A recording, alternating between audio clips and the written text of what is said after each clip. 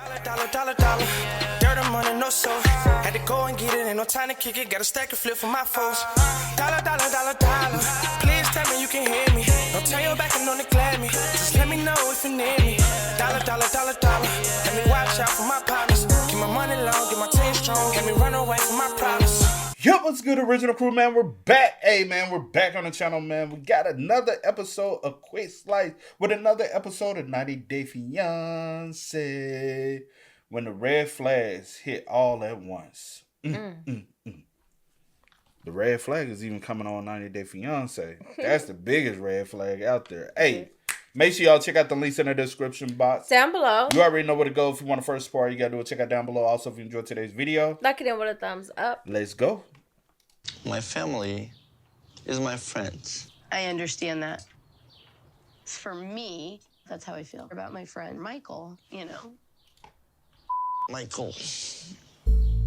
Yeah, Michael. Well, it looks like Laura and Michael's pickleball days might be coming to an end, but Beer Can's gambling days have just begun. The dude's a prodigy. Just because he's $50K in debt, Laura wants him to quit following his dreams. What kind of horrible person does that? Laura traveled across the world to meet her You don't marry somebody that's $50,000 in debt, bro. You see, that's a big red flag, bro. Facts. $50,000 in debt? Why are you trying to marry? You know. You ain't even. How can you marry someone and say, "Hey, I'm a responsible enough person to marry someone"? We ain't even responsible enough to keep yourself out of $50,000. Now, if it was student loan debt, that's the only thing I'd be like, okay, that's different. You know, student loan debt. That's an education. Yeah. But just random debt and you 50,000, bro, you ain't got no business, bro. You can't even afford a rent, man, bro. His dreams. What kind of horrible person does that? Laura traveled across the world to meet her 25-year-old boyfriend for the first time, and so far it's been, you know, it's been. I will say there are far worse couples on this show. It's not like this has been a train wreck. I just don't know where it's going. I don't know if Beer Can knows where it's going either. He seems like a go with the flow kind of guy. He's a free spirit, you know. He's not bound by debt. He's beyond that shit. He doesn't need to.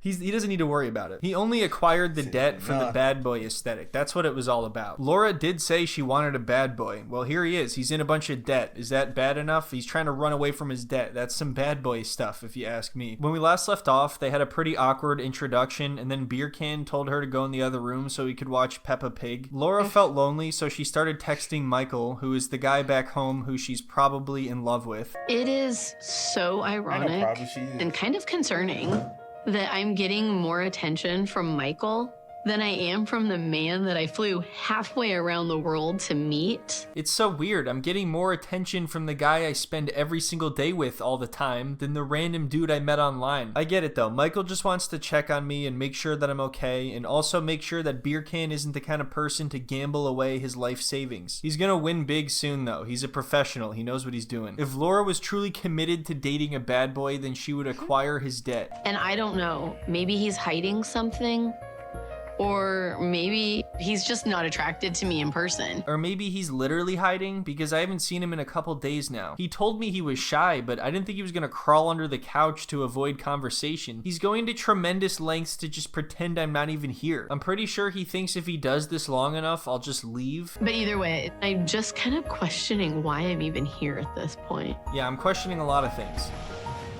So yeah, she goes to bed alone while he just sits out there on the couch. He seems quite immersed in what he's watching. He even put the little pillow behind his neck for comfort. I don't know if I've ever seen an image that resembles the bad boy aesthetic better than this. So the very next day, which is only Laura's second day there, they go to see a plastic surgeon because she's planning to get skin removal surgery. She's opened up on the show about how she's lost weight over the last few years, and Beer Can is actually very supportive. Even though it's a bit awkward for him to go along with her, he handles this much better than a lot of people on this show would. More rain.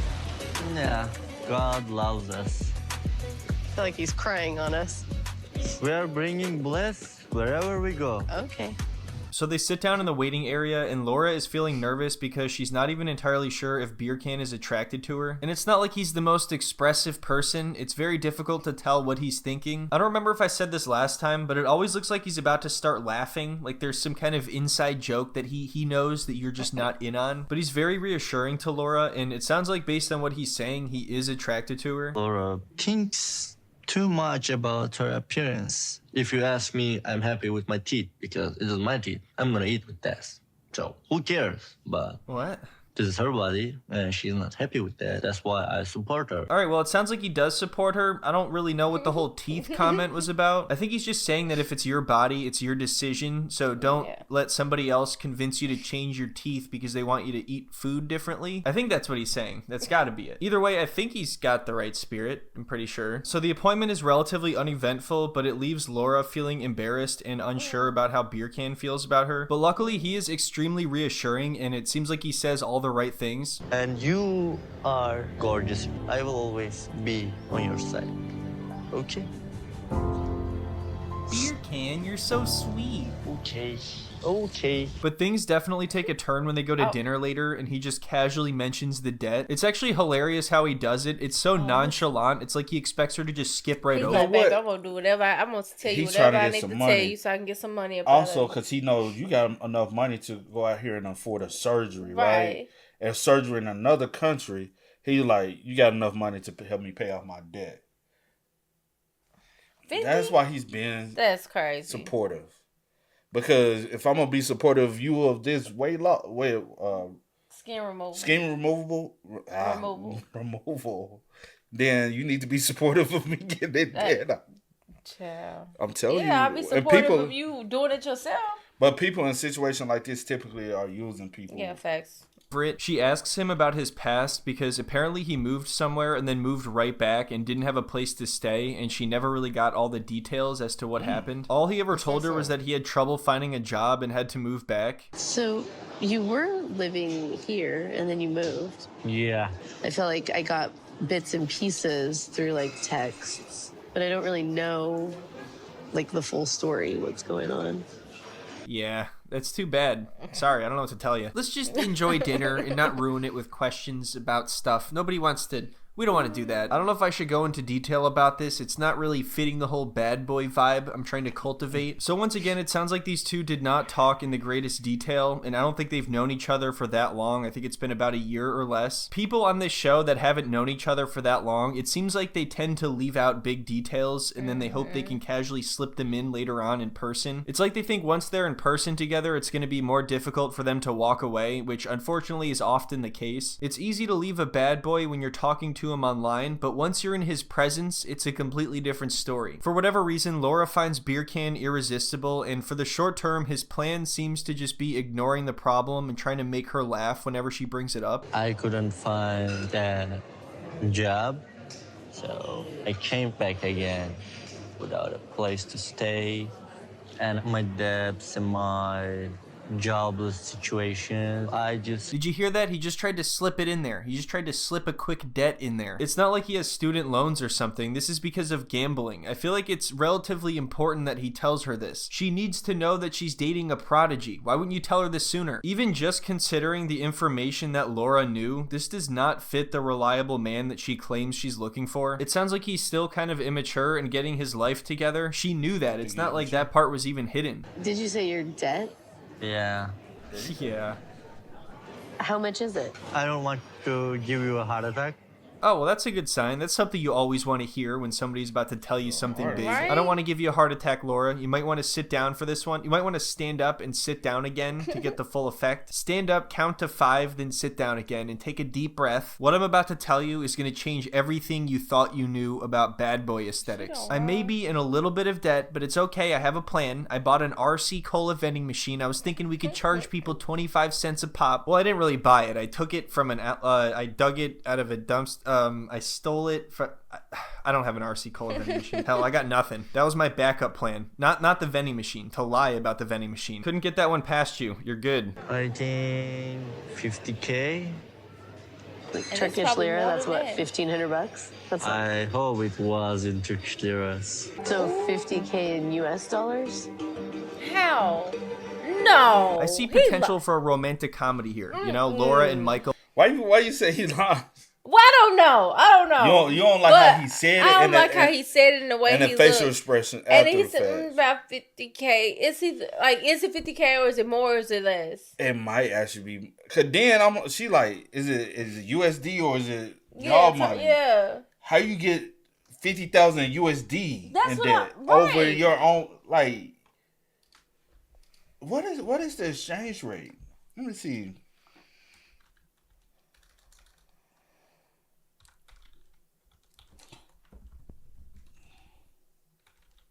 Where are we at? Turkey.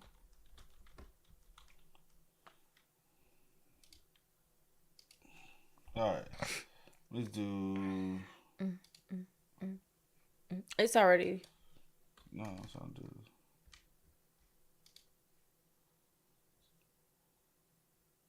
What's that? What is that? 2 million? No. It is. Yes. 2 million. And they're dead. Yes. Oh, and then so that's the exchange rate. $50,000 is $2 million. And what you doing? Wrong. I was because Oh, she said because when he said 50, she thinking it's there, and then she said, "What's that about?" And then he was like, "No, U.S." But I was just trying to see the other way. Rate. If it was just 50,000, what's that? 100? I mean, 1,000? Almost $1,200. That's light work. She probably would have bailed you out with that. That's light work. 1,200. And that's why he was like, "No." So it's the other way around, which is more 50,000 USD, which is $2 million in Turkish money. Over $2 million. That's how you get in that much debt. That much debt, see. It's that gambling. People do be getting debt. That like much debt. Gambling. What Bro, you gambling? That's death. What you got going? That's death. That's what people kill you for that much money, bro. Are in a pickleball competition and the prize is exactly $50,000. She's like, don't worry, beer can, we're gonna work really hard for you, we're gonna win that money and everything's gonna be good and we're gonna live happily ever after. But he's not so sure how to feel about them winning the money for him, so he enters a poker tournament, and get this, they're on the same day. Who's gonna go to whose event? Is she gonna drop out of... Alright, what am I doing? Did not know any of this.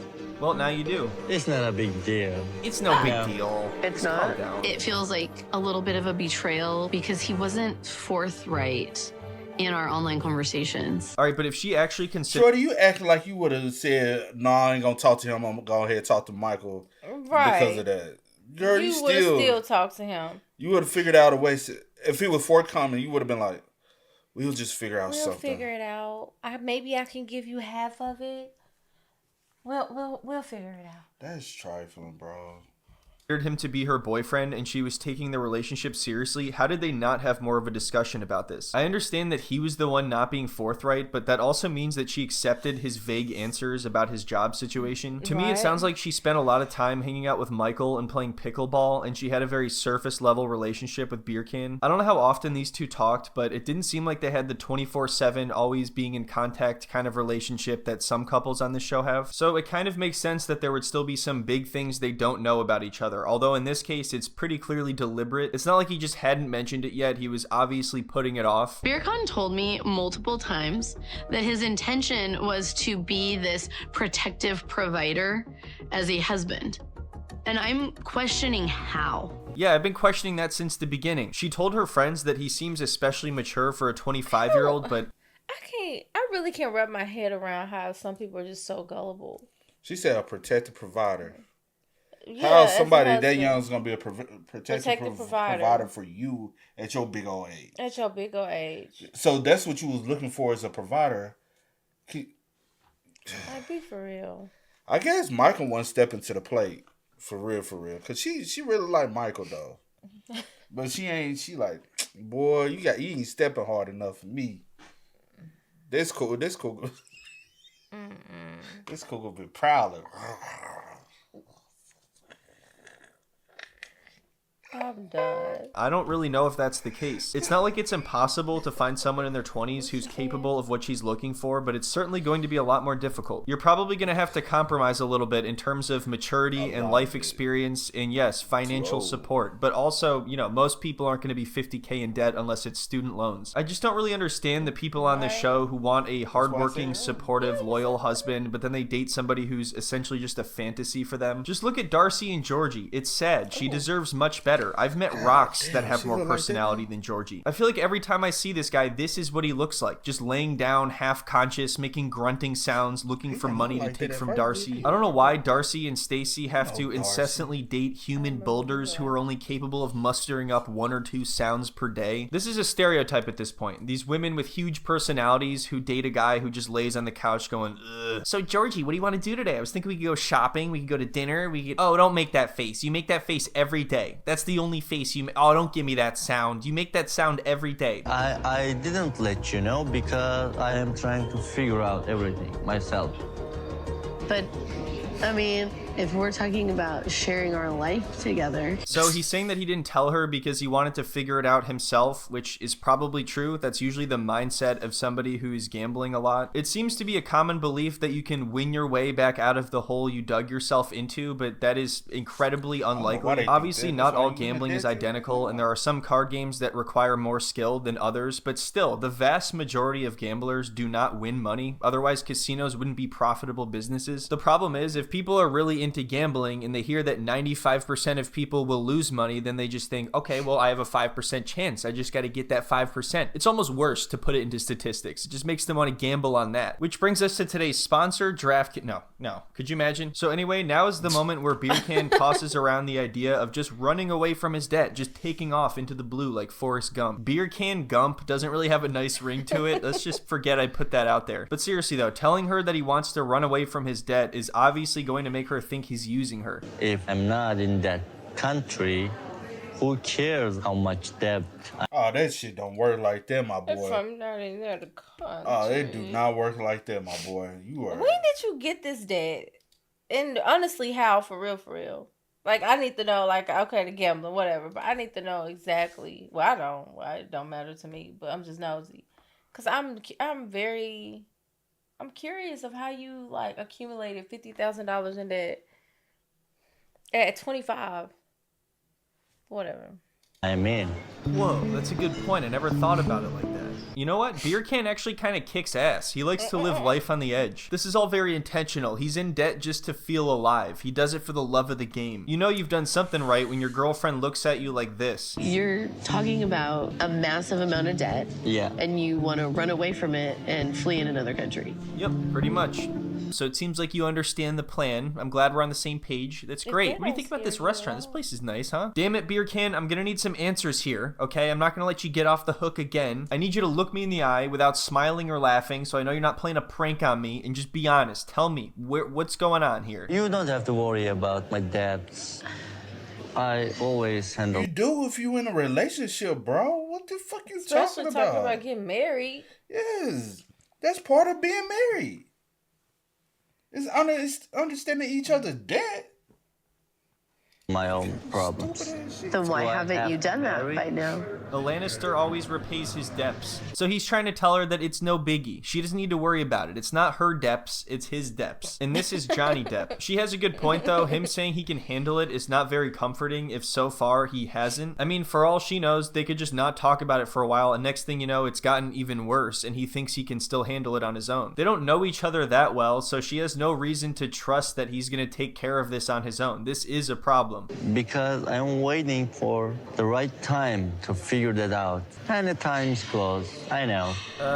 Yeah, it sounds pretty urgent. I would probably take care of that. I don't know why you're waiting for the right time. Listen, you're just gonna have to trust me. I'm waiting for the right time to strike. I got some opportunities lined up. Have you heard of esports? Beer Can, we're gonna need a real solution to this. What are you doing? Don't rush me. I feel very rushed, okay? I'm gonna sit on it a few more years, give it some more time, and then we'll decide what to do. Let's let the debt simmer for a while. Eventually, it'll probably just, like, go away. Someone will forget about it, right? But Beer Can, what about interest? I told you I'm not interested in talking about this anymore, and that's final. In this country, earning money is too hard. If I come to America, I think I can be able to afford my debts and also provide. Okay. I don't know enough about Turkey to say how difficult it is to find a job there, but I feel like you can't really blame it entirely on that if you're in debt because of gambling. And everything he's saying just kind of makes it sound like his plan was to go to America specifically for this reason. So far, he seems like a decent guy. He just kept something really big from her and he has a serious problem with gambling, but there's also no way to know because he's such a mystery. He tells her that he's willing to get 2 jobs in America to pay off the debt, and he's also been hustling and working hard recently. But in the following episode, he brings Laura to a hookah bar or something like that with his friends, and it sounds like he's there all the time and he's a regular. Had a lot of people